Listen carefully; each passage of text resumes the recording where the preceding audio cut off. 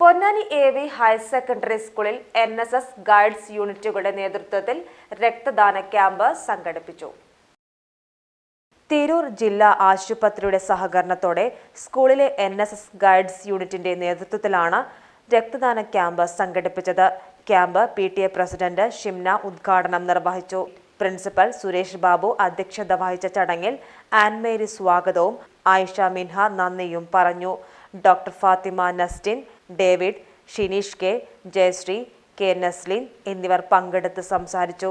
25ഓളം പേർ രക്തദാനം നടത്തി.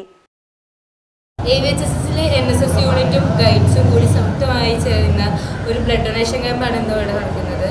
അപ്പോൾ നമ്മൾ സാധാരണ സമൂഹത്തിന് വേണ്ടി പലതും ഇങ്ങനെ ചെയ്യാറുണ്ട്. AV ഹയർ സെക്കൻഡറി സ്കൂളിലെ NSS വോളണ്ടിയേഴ്സും അതുപോലെ തന്നെ സ്കൗട്ടിംഗ് ഗൈഡ്സും കൂടി നടത്തുന്ന ബ്ലഡ് ഡൊണേഷൻ ക്യാമ്പാണ് ഞങ്ങൾ ഇന്നിവിടെ നടത്തിയത്. അപ്പോൾ ഏകദേശം ഞങ്ങൾക്ക് 40ഓളം ഡോണേഴ്സ് ബ്ലഡ് ഡൊണേറ്റ് ചെയ്യാൻ വേണ്ടിയിട്ട് ഞങ്ങൾക്ക് കിട്ടിയിട്ടുണ്ടായിരുന്നു.